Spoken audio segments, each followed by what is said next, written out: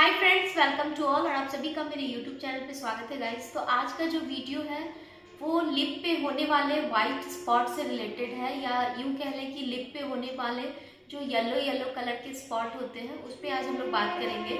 और जैसा कि ये जो प्रॉब्लम है ये मेनली किस एज ग्रुप में होता है उस पर भी चर्चा करेंगे। साथ में हम लोग जानेंगे कि क्या ये किसी इन्फेक्शन के कारण लिप के ऊपर होता है। तो क्योंकि बहुत सारे ऐसे व्यूअर्स हैं जो पूछते हैं कि मेरे लिप के ऊपरी हिस्से में जो स्पॉट हो रहे हैं, तो क्या ये कोई मेजर इन्फेक्शन हो गया है मुझे। तो इस पे आज हम लोग ये वीडियो बना रहे हैं। और आप सभी से मेरा रिक्वेस्ट है कि आप लोग अगर इस चैनल पे नए हैं तो इस तरह के वीडियोज़ को देखने के लिए आप लोग प्लीज़ चैनल को लाइक शेयर एंड सब्सक्राइब जरूर कर लें। तो अभी हम लोग बात करते हैं जो लिप पे होने वाले जो स्पॉट होते हैं वो क्या होते हैं। तो जैसा कि जो इसके साइज होते हैं, जैसा कि आप फोटो में देख रहे हैं कि जो ये साइज है वो टीनी साइज में अपीयर होते हैं। और मोस्टली ये वर्मिलियन बॉर्डर ऑफ लिप पे होते हैं। यानी वर्मिलियन बॉर्डर से मेरा मतलब है कि जो आपके स्किन को आपके लिप के रीजन से अटैच करते हुए एक लाइन आपने देखी होगी, वो उस लाइन को हम लोग वर्मिलियन बॉर्डर कहते हैं। और उस लाइन के जस्ट बीनीथ यहाँ पे आप बहुत सारे डॉट्स देखते हैं। कई बार पेशेंट्स के माउथ के अंदर भी ये होता है। और जब ये पेशेंट के माउथ के अंदर पाया जाता है, फॉर्डाइसिस ग्रैन्यूल्स इसे बोलते हैं। तो ये जो ग्रैन्यूल्स है, ये जो येलो स्पॉट है, ये कोई मेजर इशू नहीं होता है। बेसिकली फॉर्डाइसिस ग्रैन्यूल्स जो है वो आपके सीबेसियस ग्लैंड होते हैं। मीन्स जिसे हम लोग कहते हैं कि तेल की ग्रंथि। यानी कि जो आपके स्किन है उसको उसके मेंटेनेंस के लिए जो नेचर के द्वारा वहाँ पे सीबेसियस ग्लैंड है, जिससे कि वहाँ पे ऑयल सिक्रीट होता है और सीबम सिक्रीट होता है, तो वो आपके बॉडी के स्किन में पाया जाता है बेसिकली। तो आप ये सोचेंगे कि ये माउथ के अंदर फिर क्या कर रहा है। तो एक्चुअल में ये लगभग 80% ऑफ पॉपुलेशन में पाया जाता है माउथ के अंदर या लिप के बॉर्डर पे। तो इसमें बहुत ज़्यादा चिंता नहीं करना है, ये एक नॉर्मल एनाटॉमिक वेरिएशन है। और इस नॉर्मल एनाटॉमिक वेरिएशन में ये जो स्ट्रक्चर है ये समटाइम माउथ के अंदर लिप के बॉर्डर पे या फिर जेनाइटल म्यूकोसा में भी पाया जा सकता है। तो ऐसा जो स्पॉटिंग होता है ये बेसिकली एज ग्रुप की हम बात करें तो एज ग्रुप में जब पेशेंट यानी कि जब जो जिस पर्सन को भी ये अपीयर होता है तो मोस्टली यंग एडल्ट पेशेंट होते हैं। और वो ज़्यादा प्रीडोमिनेटली उसका अपीयरेंस होता है, मीन्स वो ज़्यादा दिखता है। तो ये ऐसा होता क्यों है, तो इसमें बहुत सारे हार्मोनल फैक्टर भी इन्वॉल्व है। जैसे कि किसी पर्सन का अगर प्यूबर्टी अचीव हुआ है तो उस समय हार्मोनल जो इम्बैलेंस होता है या फिर हार्मोन में जो चेंजेज होते हैं उसके कारण जो है यहाँ पे जो सीबेसियस ग्लैंड है वो मोस्ट प्रोमिनेंट दिखने लग जाते हैं। तो ये नॉर्मल एनाटॉमिक वेरिएशन जो माउथ के अंदर है या लिप के बॉर्डर पे है ये हो सकता है।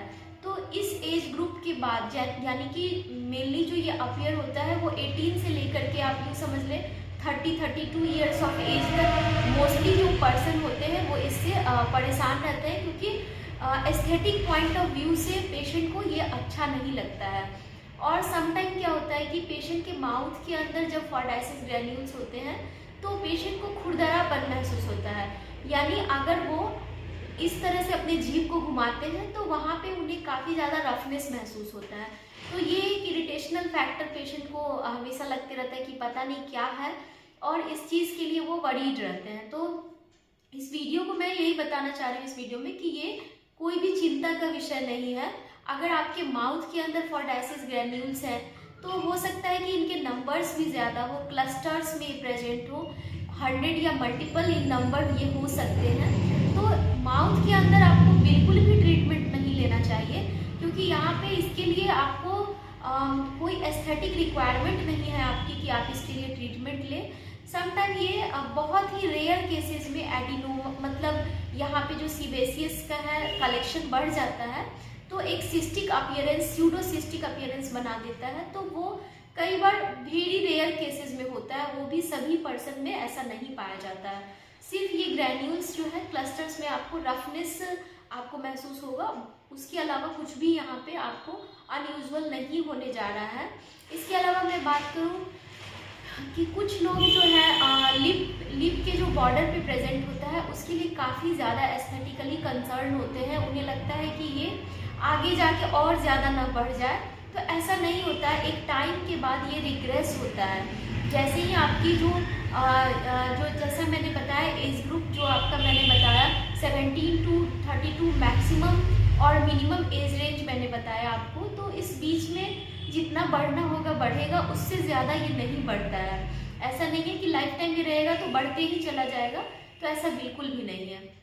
प्लस जो फॉर्डाइसिस ग्रैन्युल्स अगर वर्मिलियन बॉर्डर पे हैं तो आप इसको मेडिसिन के द्वारा भी क्योर कर सकते हैं, और ये मेडिसिन के द्वारा जो है एक हद तक क्योर होता है। मीन्स जो इसके साइज है वो छोटे हो सकते हैं। तो यहाँ पे कुछ पेशेंट्स जो है मुझे मैसेज भी करते हैं कि मैम आप इसका मेडिसिन बताइए। तो मेडिसिन भी जो है पेशेंट के जितने अपीयरेंस होते हैं जिस तरह के, उसके हिसाब से इसकी डोज भी एडजस्ट की जाती है। उस हिसाब से उनका एप्लीकेशन है और उस हिसाब से उनको दवाई लेनी पड़ सकती है। तो सभी पेशेंट के लिए अलग अलग रेजिम होता है, तो इस चीज़ को समझना होगा आपको। और इसमें कोई भी चिंता वाली बात नहीं है कि ये किसी इन्फेक्शन से रिलेटेड है। इन्फेक्शन यानी कि कुछ लोगों का क्वेश्चन होता है कि ये एसटीडी तो नहीं है, यानी एसटीडी इन द सेंस कि जैसे सिफिलिस इस तरह की जो बीमारी है या गोनोरिया इस तरह की जो बीमारी है उससे रिलेटेड तो नहीं है। तो ऐसा बिल्कुल भी नहीं है कि ये फॉर्डाइसिस स्पॉट बिल्कुल भी किसी भी एसटीडी डिजीज से रिलेटेड नहीं है। तो आपको उम्मीद करती हूँ कि ये वीडियो समझ में आ गया होगा, और आप लोग प्लीज़ इस चैनल को लाइक शेयर एंड सब्सक्राइब जरूर कर दें, सो दैट मैं इस तरह के वीडियोज़ आप तक लाती रहूँ। Thank you so much for watching, and if you like please share and subscribe my channel. Thank you.